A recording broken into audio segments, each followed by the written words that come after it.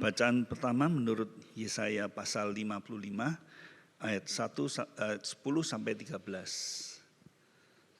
Yesaya pasal 55 ayat 10 sampai 13.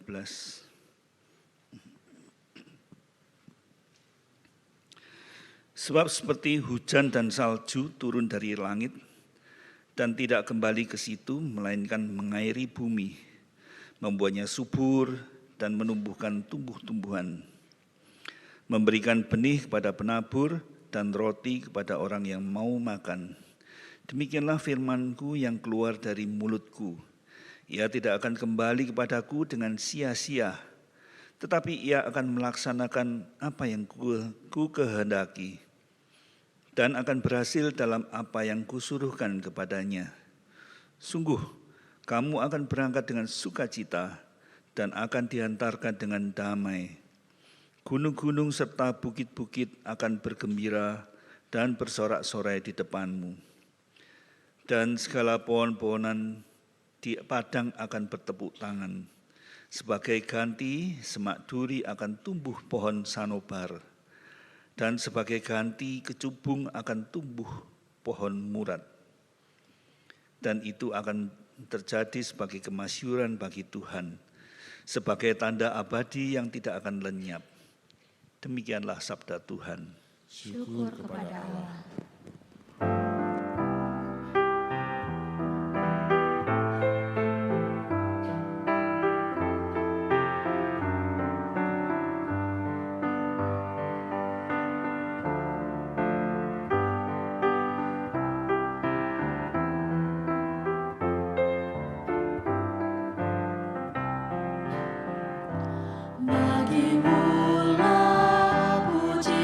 Pujian di Sion, kepadamu-lah orang membayar masa. Engkau Allah yang mendengarkan doa, Engkau Allah yang dengarkan doa. Bagimu-lah puji-pujian di Sion, kepadamu-lah orang membayar masa.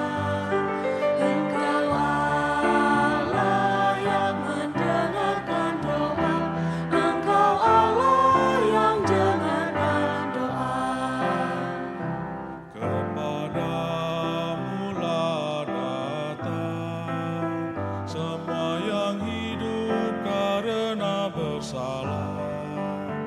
Bila pelanggaran kami lampaui kekuatan kami, Engkaulah yang menghapuskannya. Berbahagialah orang yang Engkau pilih untuk diam di pelataran-Mu.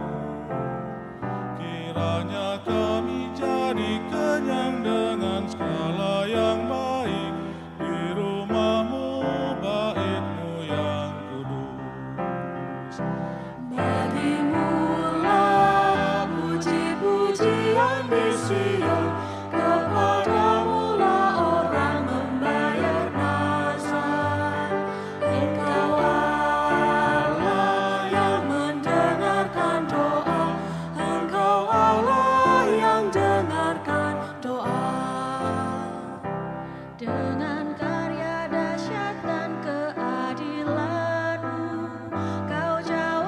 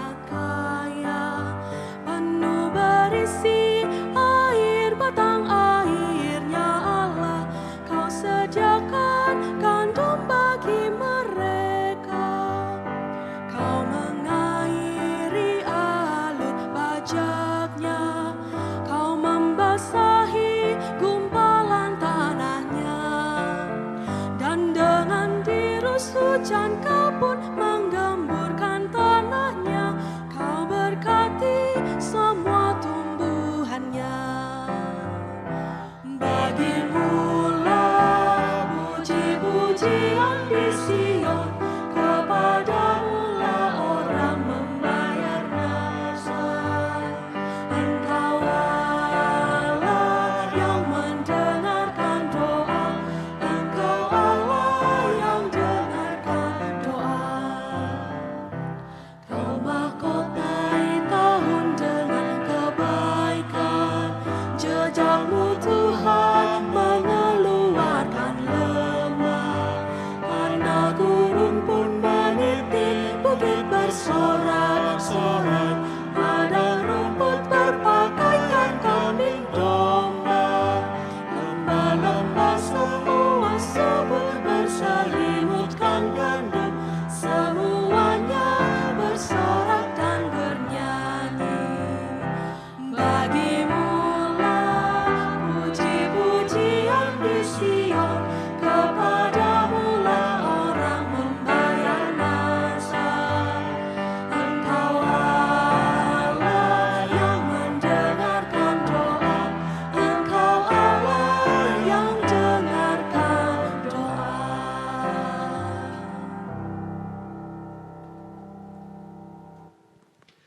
Bacaan kedua menurut Roma pasal 8 ayat 1 sampai 11. Roma 8 ayat 1 sampai 11. Demikianlah sekarang tidak ada penghukuman bagi mereka yang ada di dalam Kristus Yesus. Roh yang memberi hidup telah memerdekakan kamu dalam Kristus dari hukum dosa dan hukum maut. Sebab apa yang tidak mungkin dilakukan hukum Taurat karena tak berdaya oleh daging, telah dilakukan oleh Allah. Dengan jalan mengutus anaknya sendiri dalam daging, yang serupa dengan daging yang dikuasai dosa karena dosa.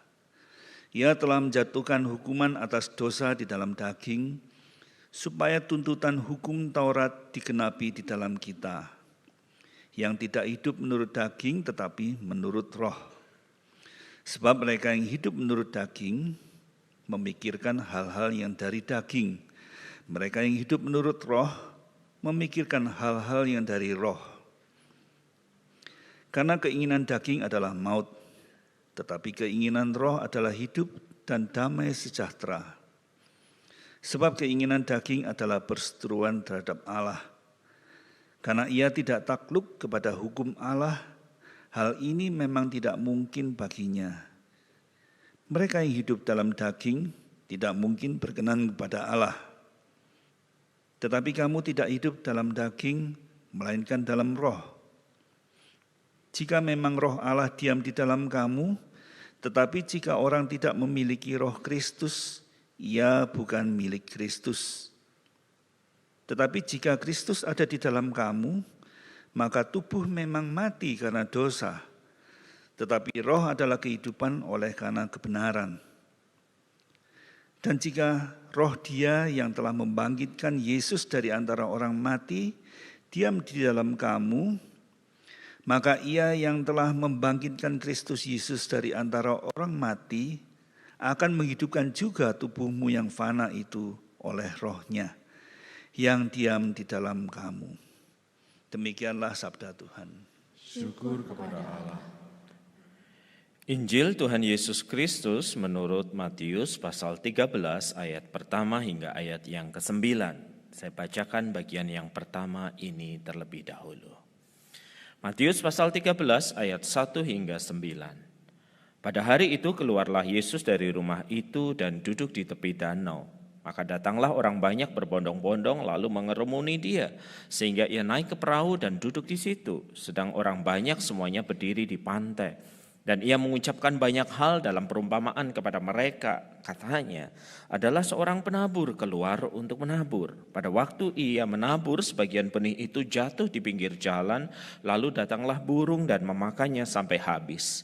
Sebagian jatuh di tanah yang berbatu-batu, yang tidak banyak tanahnya, lalu benih itu pun segera tumbuh karena tanahnya tipis. Tetapi sesudah matahari terbit, layulah ia dan menjadi kering karena tidak berakar. Sebagian lagi jatuh di tengah semak duri, lalu semakin besarlah semak itu dan menghimpitnya sampai mati. Dan sebagian jatuh di tanah yang baik lalu berbuah, ada yang 100 kali lipat, ada yang 60 kali lipat, ada pula yang 30 kali lipat. Siapa bertelinga hendaklah ia mendengar. Bagian yang kedua Matius 13 pasal yang sama ayat 18 hingga 23. Karena itu dengarlah arti perumpamaan penabur itu kepada setiap orang yang mendengar firman kerajaan surga tetapi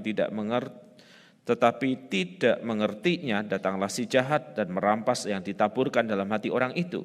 Itulah benih yang ditaburkan di pinggir jalan.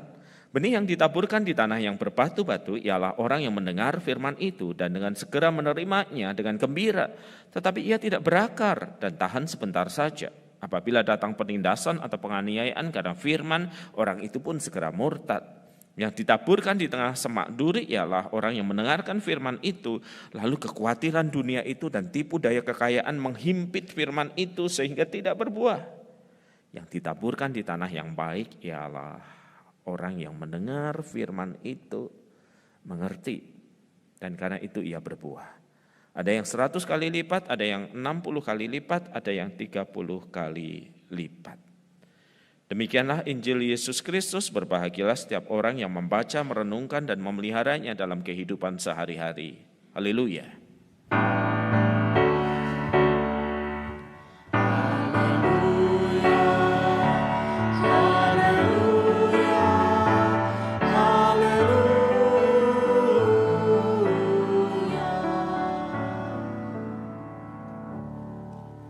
Bapak, Ibu, dan Saudara sekalian, khotbah ini akan didasarkan Yesaya pasal 55, bacaan kita yang pertama tadi. Suatu malam seorang ibu dengan satu putra tunggalnya yang masih berusia 4-5 tahun menunggu kedatangan suami sekaligus ayah dari si anak. Lewat jam makan malam, sang suami juga belum pulang, sang ayah juga belum nyampe di rumah. Dan tiba-tiba ketika mereka sedang duduk di ruang tamu, tiba-tiba lampu mati. Semua terasa gelap dan si ibu berjalan mendekat, mencoba membuka tirai untuk melihat apakah tetangga juga mengalami hal yang sama. Dan benar dugaannya bahwa tetangga itu lampunya juga mati. Si anak yang tadi ketakutan terus mengikuti mamanya di belakang. Lalu si mama berkata, duduk di sini, kita sudah siap untuk situasi seperti ini. Dia membuka satu laci dan mengeluarkan lilin dan korek api. Jadi di tengah gelapnya malam itu, tahu-tahu mereka bisa mendapatkan lilin dan kemudian nyala api lilin itu menerangi mereka. Saya yakin bukan kesempatan yang pertama bagi si anak untuk melihat nyala api, tetapi karena gelap, maka itu menjadi menarik. Dia mendekatkan wajahnya dan setelah dia begitu tertarik, tangannya yang mau menyentuh. Dan si ibu menepuk pelan tangan itu sambil berkata, jangan, nanti sakit. Tapi namanya anak-anak sudah pengen sekali ketika ibunya tidak memandang ke arahnya, dia ingin memegang lagi dan si ibu berkata, jangan. Kelihatannya bagus tapi nanti kena tanganmu terbakar dan sakit. Dan kemudian si ibu merasa ada keperluan ke kamar mandi dan karena itu dia berkata pada si anak, jangan takut, duduk aja di sini, mama mau ke kamar mandi sebentar. Ya, meninggalkan seorang anak dengan nyala lilin yang terus menyala, dan dia tadi tertarik untuk memegang, saya tahu mungkin Anda akan berkata, gak bahaya tak? Dan bahaya itulah yang terjadi. Ketika si ibu sedang melakukan apa yang harus dilakukannya di kamar mandi, sebelum dia membuka pintu dan keluar, dia sudah mendengar jeritan si anak.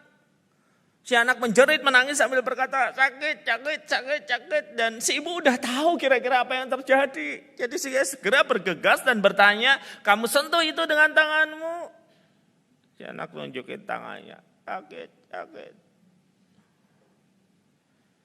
Nah, kalau Anda seorang ibu, anak Anda sudah Anda peringatkan berulang kali, jangan menyentuh nanti sakit. Kalau Anda seorang ayah dan kemudian yang Anda peringatkan itu terjadi, apa yang kemudian menjadi respons Anda? Rasa nokon. Baru satu, mana tangannya 5? Terus Anda panggang satu-satu gitu. Kalau Anda ngelakuin itu, kayaknya Anda perlu pindah ke menur deh. Saya yakin ada rasa kecewa, ada rasa marah yang mungkin muncul dan Anda akan bilang, udah mama kasih tahu kan, udah papa kasih tahu kan, barangkali dengan sedikit jeweran di telinga, sakit itu. Anak nangis lalu berkata, iya sakit. Nah selanjutnya setelah Anda memarahi, langkah selanjutnya apa sih yang Anda lakukan? Saya rasa kalau Anda orang tua normal, Anda nggak mungkin diam aja kok. Sambil berkata, rasa nokon sembuhnya besok. Kalau Anda seorang ibu, Anda seorang ayah yang baik, Anda pasti akan memegang tangan itu. Dan ini biasanya seorang ibu yang melakukan tindakan sulap ini, magic ini. Anda pegang tangannya, si anak bilang sakit, dan Anda tiup. Dan Anda barangkali cium tangan itu dan Anda berkata sembuh. Dan si anak percaya. Gitu kan? Ada disiplin, ada hukuman, tetapi juga ada tindakan yang menunjukkan bahwa Anda itu mengasihi si anak bahkan ketika dia memberontak kepada apa yang Anda katakan. Nah, saya menceritakan kisah ini untuk memberi gambaran apa yang ada di balik Yesaya 55 ini gitu ya. Yesaya 55 dilatar belakangi dengan orang Israel yang melanggar kehendak Tuhan. Tuhan itu sudah mengingatkan mereka jangan berperang, jangan bergabung pada aliansi itu. Kalau kamu berperang kamu akan kalah dan kamu akan dibuang jauh dari tanah kelahiranmu. Jangan. Tetapi orang Israel seperti anak kecil yang melihat api itu gitu ya. Ini kelihatannya menarik, ini kelihatannya menantang ini. Dan mereka masuk dalam peperangan, masuk dalam sebuah aliansi yang membuat mereka kalah. Dan dibuang ribuan kilometer dari tanah kelahiran mereka. Dan mereka enggak punya daya apapun di situ. Di dalam kondisi terbuang dari kampung halaman itu, tentu mereka ingin kembali ke Israel sesegera mungkin, secepat mungkin. Mereka sadar mereka sudah bersalah, mereka mendapatkan hukuman dan mereka pengen sekali dipulihkan dengan cepat. Begitu keinginan itu besar sehingga mereka mendengarkan nabi-nabi palsu yang berkata, besok kamu akan segera kembali, lusa kamu akan segera kembali, segera cepat akan terjadi. Dan mereka begitu bersemangat mendengarkan nabi-nabi yang ternyata palsu. Udah jatuh, ketimpa tangga, keserempet motor. Barangkali itu yang menggambarkan kondisi orang Israel.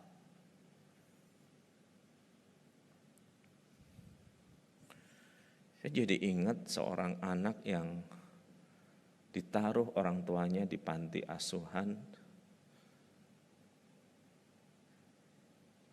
Dan ada orang-orang yang berkata kepadanya, besok kamu pulang kok nak, sabar. Besoknya dia belum pulang. Lusa papa mamamu jemput kamu kok nak. Dia begitu berharap sudah siap-siap barang, lusa tidak ada yang terjadi. Dan ketika saya menemuinya di sudut panti asuhan itu, dia berkata, aku gak percaya sama siapapun. Mereka semua pembohong. Orang Israel ada di dalam situasi kayak begitu. Mereka semua sadar ini salah kami, ini dosa kami. Sudah terjerembab, mereka masuk lebih dalam ketika mereka mempercayai para nabi palsu itu. Dan seperti anak panti asuhan yang udah kehilangan harapan dan kepercayaan, mereka tidak berdaya di pojok keputusasaan mereka. Nah, dalam kondisi itu datanglah firman Tuhan yang berkata lewat kalimat seperti ini. Ayat yang ke-8 dan ke-9. Sebab rancanganku, kata Tuhan, bukan rancanganmu. Jalanku, kata Tuhan, bukan jalanmu. Setingginya langit dari bumi, demikianlah jalanku dari jalanmu, rancanganku dari rancanganmu. Tuhan itu ingin menegur mereka dan berkata, aku punya rencana, aku punya jalan. Tapi berbeda dengan yang kau pikirkan, tidak secepat itu. Tetapi bukan berarti aku melepaskan kamu, meninggalkan engkau. Enggak, aku punya rencana, aku punya jalan. Dan bagaimana rencana atau jalan itu bekerja digambarkan di ayat yang ke-10. Sebab seperti hujan dan salju turun dari langit, air, hujan, salju turun dari langit, belum pernah lihat kan? Saya udah kuliah di Amerika juga nggak lihat juga kok. Hujan dan salju turun dari langit, dia tidak kembali ke situ, melainkan mengairi bumi, ayat 10, membuatnya subur, menumbuhkan tumbuh-tumbuhan, memberikan benih kepada penabur dan roti kepada yang mau makan. Ini adalah gambaran tentang rancangan Tuhan, ini adalah gambaran tentang jalan Tuhan yang gak cepat tetapi bekerja melalui proses. Melalui waktu. Waktu pandemi kemarin kan saya gabut ya. Jadi pastori saya itu pavingan. Saya kasih tanah di pot, saya nanam melon, semangka, ternak lele. Beneran nih. Gitu. Saking gabutnya nggak tahu apa yang dikerjakan.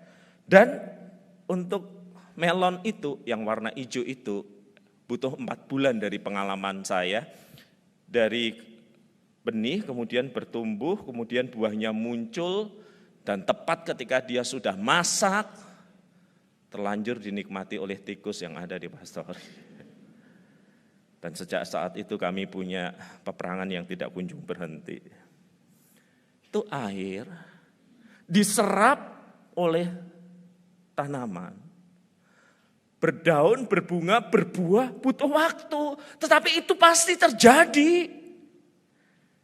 Dan itulah yang digambarkan dengan pekerjaan firman Tuhan. Yang di bagian ini dikatakan rancanganku, jalanku. Yang berbeda dengan ekspektasimu orang Israel yang selalu pengen segala sesuatu cepat, kilat. Secepat mungkin terjadi. Firman Tuhan bekerja dengan perlahan namun pasti. Saudara, dari air hujan taruhlah kemudian menjadi anggur, butuh proses kan ya.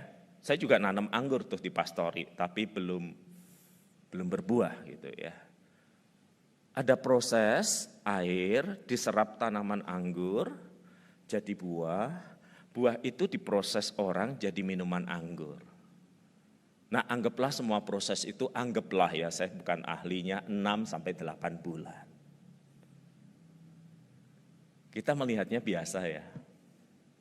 Tapi ketika di dalam perjanjian baru, Kristus mengubah air tempat mencuci kaki itu menjadi anggur dalam sekejap, kita menyebutnya mujizat.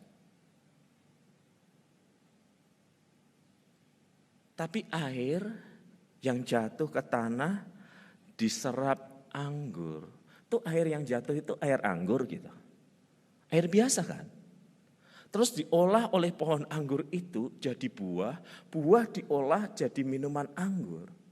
Sebenarnya perubahan yang sama terjadi kan. Air menjadi anggur. Yang satu melewati sebuah proses yang panjang. Dan kita tidak menyebutnya sebagai mujizat. Yang satu melewati proses yang dan kita menyebutnya mujizat. Tapi dua hal itu adalah bagaimana Tuhan bekerja, bukan? Saya menyebutnya dengan mujizat yang cepat. Air menjadi anggur. Tetapi ketika air jatuh ke bumi, diserap pohon anggur dan kemudian jadi buah-buah diolah, air menjadi anggur bukan? Ia adalah sebuah mujizat. Tetapi mujizat yang terjadi lebih perlahan.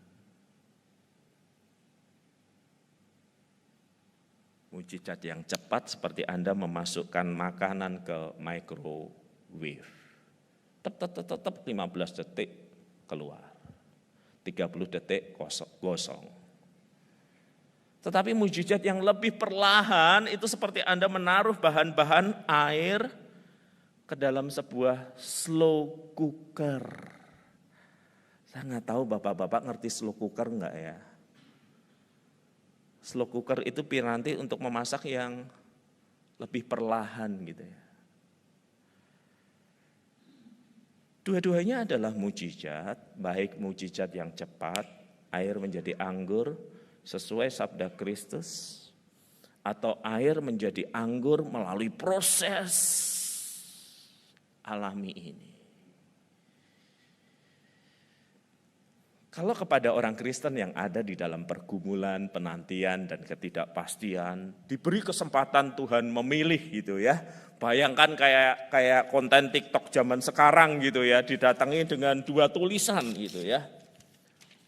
Tulisan di atas kan nggak kelihatan gitu ya, mujizat cepat. Tulisan di bawah, mujizat slow. Orang akan pilih yang mana sih? Kalau orang boleh lihat catatan itu, mujizat cepat, mujizat slow, orang akan berebut yang cepat. Gimana kalau sakit segera sembuh Pak, kalau utang segera lunas Pak, kalau sendiri segera mendapatkan pasangan Pak, kalau ada ketidakpastian segera ada jawaban. Manusiawi. Tetapi kita tidak boleh hanya melihat itu satu-satunya cara Tuhan bekerja. Kalau nggak cepat bukan Tuhan, kalau nggak cepat Tuhan nggak bekerja, kalau nggak cepat doa saya nggak terjawab. Kepada umat Israel di Yesaya yang pengen cepat-cepat pulang, Tuhan memberi gambar jalanku, rancanganku itu seperti air yang jatuh membuat bumi subur, pohon tumbuh dan kemudian ada buahnya, ada proses. Dan di balik itu ada kekuatan firman Tuhan yang bekerja di balik proses itu. Di balik itu ada jaminan Tuhan yang berkata firman yang keluar dari mulutku tidak akan kembali dengan sia-sia. Sayangnya sebagian orang Kristen menjadi tidak sehat ya. Habis Pak WP doain, rumah saya kok nggak sembuh ya. Malah gejalanya makin menurun nih. Habis ditumpangin tangan nggak sesuatu terjadi tuh Pak. Berarti Tuhan nggak berkarya. Tahukah saudara-saudara bahwa salah satu sahabat, salah satu teman baik saya adalah seorang pendeta yang sering melayani kesembuhan ilahi di mana-mana itu. Di dalam dan di luar negeri. Dan suatu kali saya melayani di gerejanya, mereka punya green screen, ruang di dalam, bukan ruang ibadah, di belakang gitu. Dan ketika saya masuk, saya ngelihat teman saya ini lagi dipijit. Lalu dia bilang, halo bro, aku lagi masuk angin nih, enak nih pijit gini nih, bisa cepat seger gitu. Nah ketika saya sedang melihat dia dipijit itu, saya bilang gini, lu tumpang tangan gak cukup tak bro? Pakai minyak juga gak bisa ya gitu. Dia tahu saya sedang bercanda, kami berteman sangat baik kok. Lalu dia berkata, ini pijatan ini juga talenta yang Tuhan kasih supaya aku sembuh, ini juga kerjaan Tuhan nih. Loh dia yang melayani kesembuhan ilahi aja bisa mikir begitu utuh gitu loh ya. Nah kalau umat jemaatnya orang Kristen begitu segmented berpikirnya. Kalau nggak sembuh, kalau nggak segera, kalau nggak cepat masalah nggak segera selesai. Kalau segera nggak ada kepastian, Tuhan nggak bekerja. Tuhan bisa bekerja lewat mujizat cepat. Tetapi ada kalanya dia sama seperti kepada umat di dalam Yesaya itu. Dia bekerja seperti tetesan air yang membuat tanah menjadi subur, tumbuh-tumbuhan tumbuh, kemudian muncullah gandum dan roti, alias Tuhan bekerja di dalam sebuah proses. Dan kita nggak bisa memilih itu. Dan kita harus merangkul kedua cara Tuhan bekerja, bukan seolah-olah yang satu lebih hebat, lebih dahsyat, yang satu lebih terasa biasa atau natural. Enggak, dua-duanya adalah pekerjaan tangan Tuhan yang sama.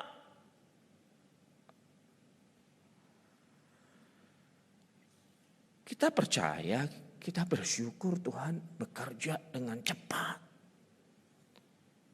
Kita menyebutnya mujizat dan itu terjadi di depan mata kepala kita dan mata kepala saya. Saya percaya sepenuhnya itu.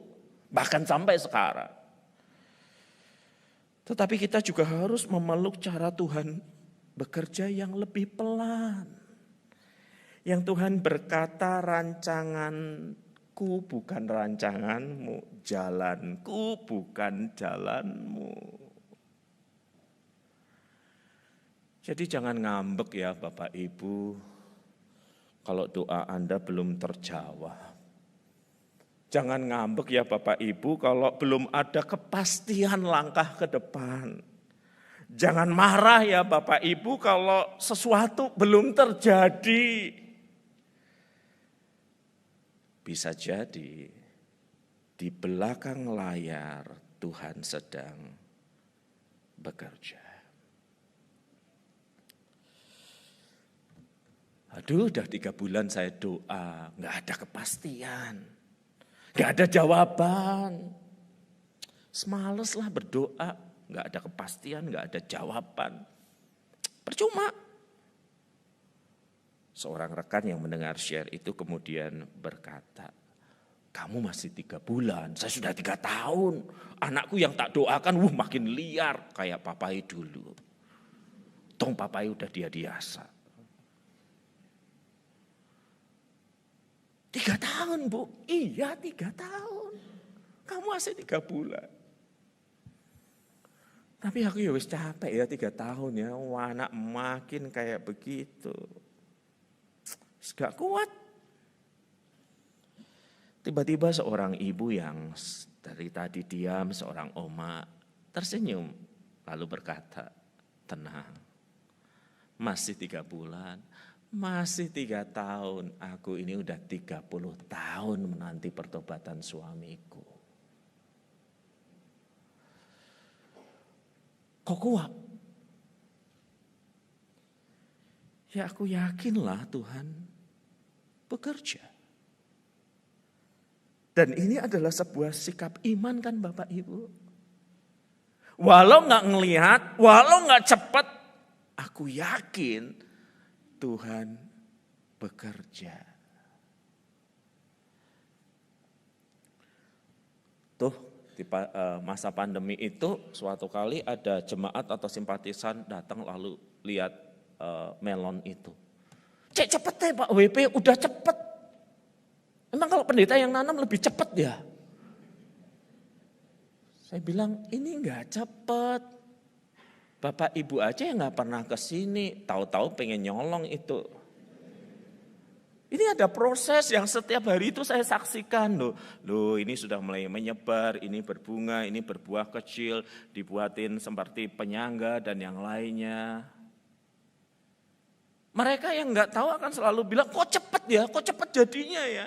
Saya yang setiap hari harus melihatnya dengan penuh harapan kan. Oh dia mulai bertumbuh, mulai berbuah, besok saya ambil, malamnya keburu dimakan tikus. Proses Bapak Ibu yang harus kita nikmati dengan kesadaran bahwa di balik proses ini ada kuasa firman Tuhan yang katanya tidak akan kembali dengan sia-sia itu. Jadi kepada orang Israel yang dalam keadaan putus asa, udah jatuh ke timah tangga, ditipu nabi palsu. Firman Tuhan berkata, jalanku bukan jalanmu. Rancanganku bukan rancanganmu. Dan aku memilih untuk bekerja lewat sebuah proses. Dengan jaminan bahwa firman itu tidak akan kembali dengan sia-sia.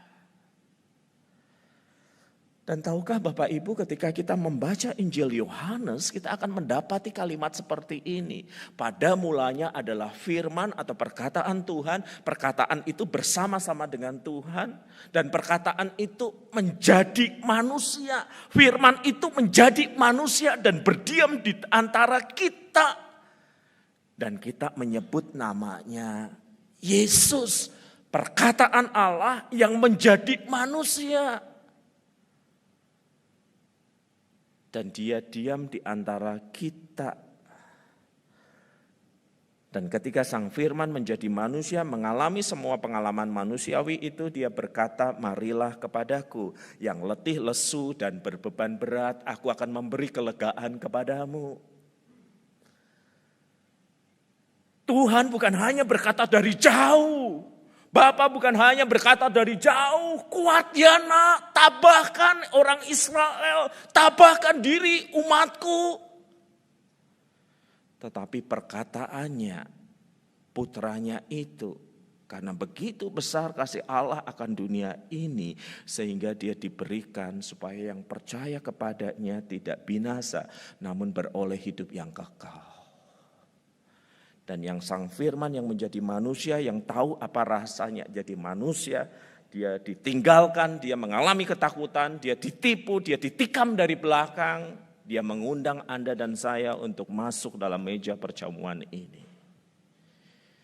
Marilah kepadaku yang letih, lesu, dan berbeban berat, yang gak sabaran, yang pengen cepat melihat semuanya selesai, yang pengen cepat doanya segera terjawab, dan itu melelahkan batin kita, membuat kita putus asa. Sang Firman yang menjadi manusia di dalam diri Kristus, dia memberikan tubuh dan darahnya bagi kita, agar kita tidak tenggelam dalam keputusasaan. Bapak Ibu lihat gak sih video yang viral tentang sebagian anak yang lagi asik memvideokan kereta yang akan lewat gitu. Nah, lalu ketika mereka sedang asik buat video kereta yang mau lewat itu, tiba-tiba ada satu bapak berdiri, berjalan, menoleh ke arah kamera, tersenyum, lalu menelungkupkan diri tepat kereta itu lewat. Dan anak-anak itu berteriak luar biasa, syok. Dan saya yakin sejak saat itu mereka nggak mau lagi buat video kereta api. Udah begitu banyak orang ya, hancur tubuhnya di rel kereta api, hancur tubuhnya di tali gantungan, hancur tubuhnya di dasar air karena bunuh diri. Tapi sebelum tubuh mereka hancur, apa dulu yang hancur dari diri mereka? Harapan mereka. Harapan yang hancur menyebabkan mereka tidak tahan dengan hidup ini. Dan tahu-tahu saja berjalan dan menelungkupkan diri, dan kereta itu melindasnya.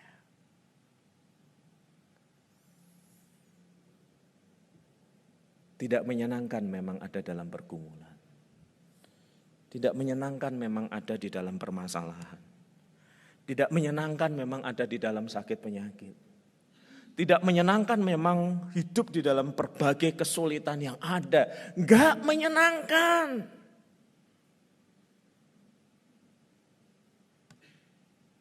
Tetapi yakinlah, Sang Firman yang oleh perkataan dunia ini dijadikan adalah Sang Sabda yang menjadi manusia di dalam diri Kristus. Yang berkata, inilah tubuhku yang dipecahkan bagimu. Inilah darahku yang dicurahkan bagimu. I love you. Dia menebus, dia menyucikan. Dan dia memberi harapan baru. Bahkan untuk segala kesalahan dan dosa yang kita lakukan karena kekerasan hati. Pagi ini Tuhan mengundang kita ke dalam meja perjamuan kudus. Roti dan cawan minuman akan terus menjadi pengingat. hidupmu berharga. Kristus mati bagimu. Jangan biarkan keputusasaan melumatkan hidupmu. Mari kita berdoa.